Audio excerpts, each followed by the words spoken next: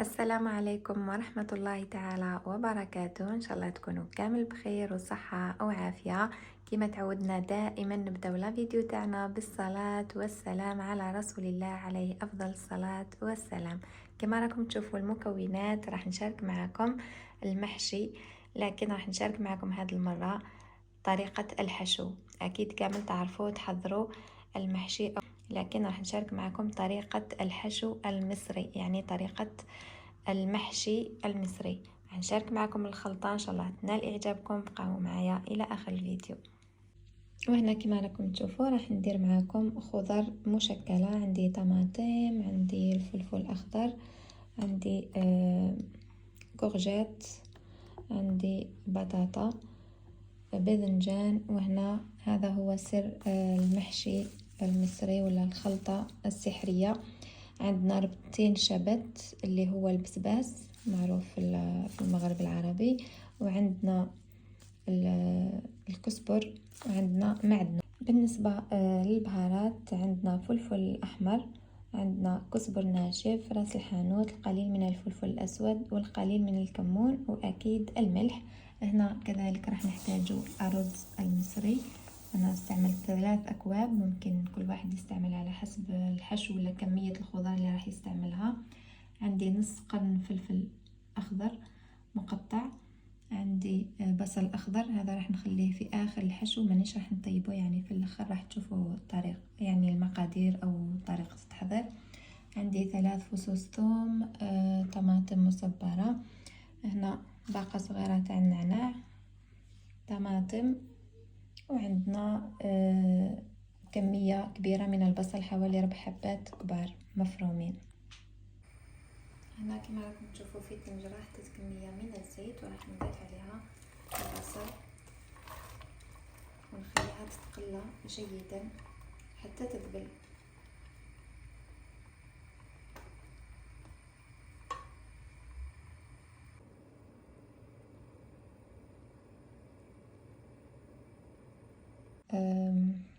الشبت لانيت، عندنا هنا النعناع والبصل الأخضر كما قلت لكم. هذو كامل نخليهم في الاخر، نخلطوهم في الاخر باش ما تروحش النكهه نتاعهم. باش نشحن لكم هذه الخلطه تاع المحشي لازم البصله تتقلى مليح، لازم حتى تدي اللون ذهبي، خليها تتقلى جيدا. هذا هو سر خلطه المحشي، الخلطه المصريه.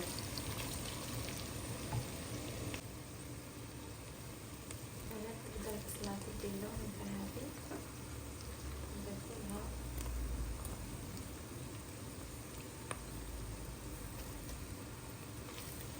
قرن فلفل حار مقطع صغير،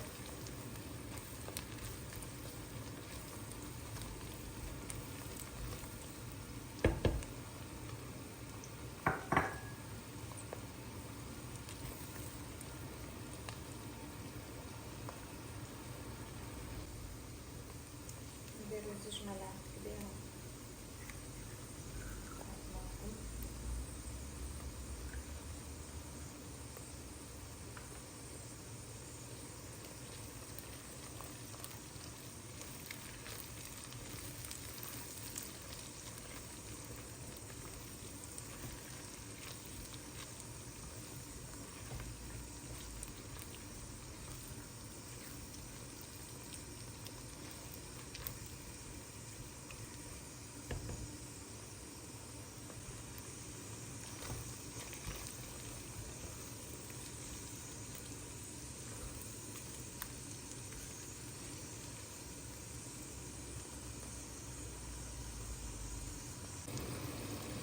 هنا. هذه الخطوة البنات ماهيش ضرورية، أنا راح نضيف كمية من اللحم المفروم، لكن هما ما يستعملوش اللحم المفروم في خلطة المحشي.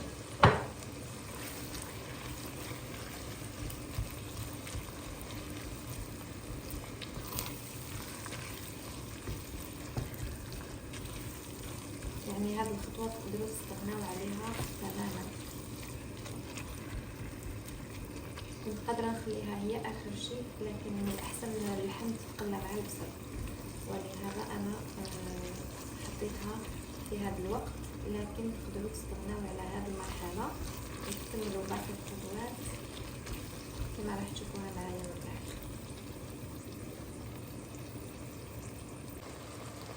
هنا ملي نشوفوا اللحم مقلات يعني بدات الصيف نزلوا هذيك التوابل والملح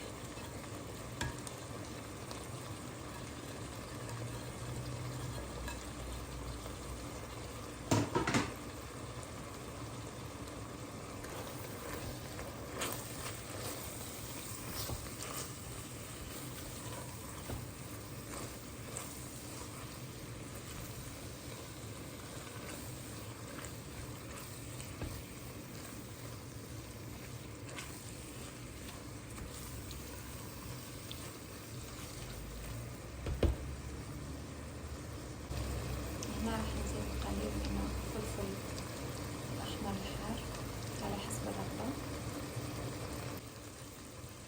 بعدها مباشرة نزيد الطماطم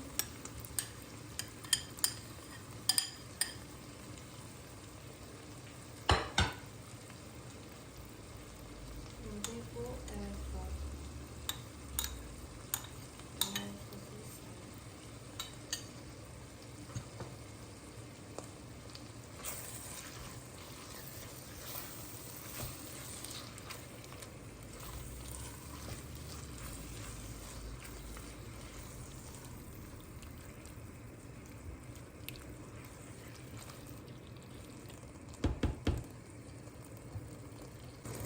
هنا. بعد ما ضفنا كل المكونات راح نخليها تتجمد حتى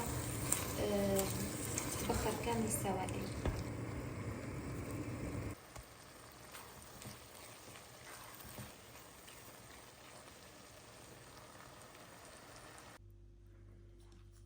هنا وجدت الخلطة تاعنا، ولا هذا وين راح توجد الخلطة. هنا كما راكم تشوفوا كي شفتوا معايا كامل الخطوات راح نضيفوا وهي هكذا مازالت تبقبق نضيفوا الرز اللي كونوا غسلناه وصفيناه خليناه يقطر.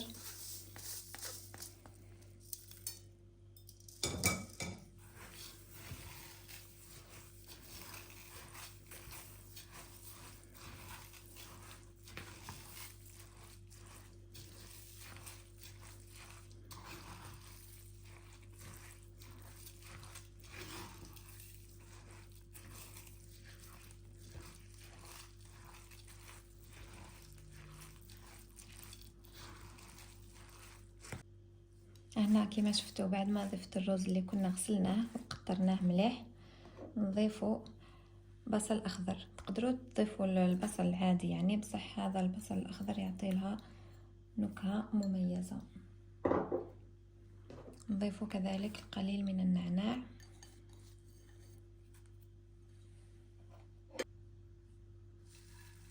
كزبر ومعدنوس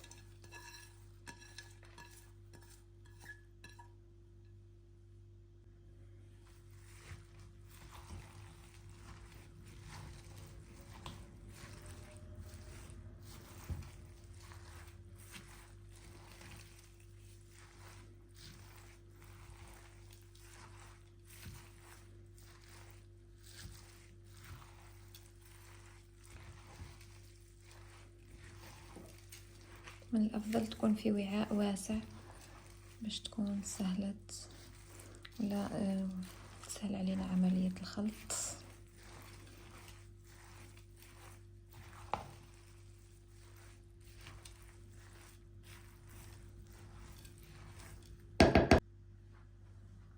نضيف الآن كمية الشبت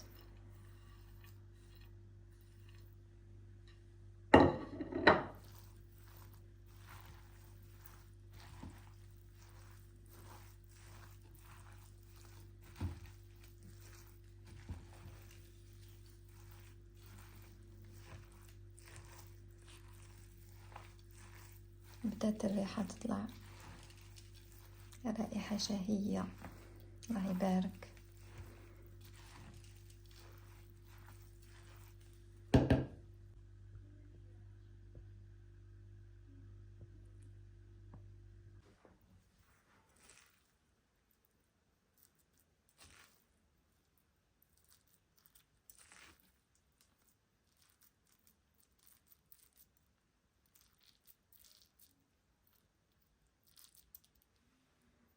هكذا، ونبداو نعمرو الخضره نتاعنا كامله حتى نكملو.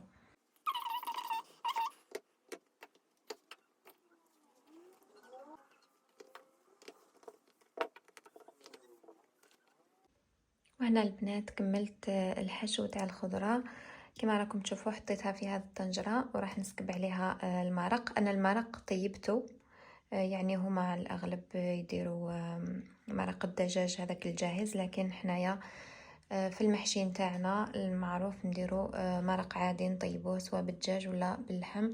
وهنا الخضره هذه درتها في مول راح ندخلو للفرن. شوفوا البنات، في هذا الفيديو حبيت نشارك معاكم طريقة تحضير الحشو. الحشو هو اللي بنين بزاف بزاف، يعني المحشي كامل الدول يديروه، لكن تختلف الطريقة او تختلف الحشو من بلد لاخر. مثلا حنايا نديروه ارز ولحم مفروم، بصل، كزبر، معدنوس، توابل، كل لكن ما نطيبوش، ما نقليوش كل شيء، نخلطوه وهو ني وبعدها نحشيوه ويطيب في لاصوص نتاعو. المهم هذه الطريقه تختلف وطريقه رائعه جدا وبنينه بزاف، نتمنى تجربوها. سواء ديروا بها محشي هكذا خضر مشكله، ولا ورق العنب، ولا الملفوف اللي هو الكرنب. كلها راح تجي ولا اروع، بنينه فوق ما تتصوروا.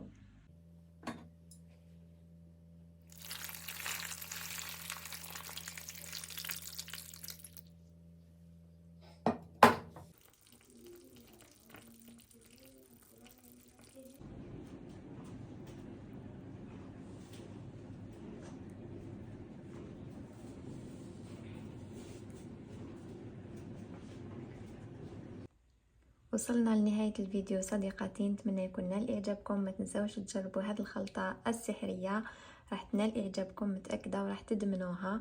شهيتكم في الجنة. ما بقى لي غير نقولكم إلى اللقاء.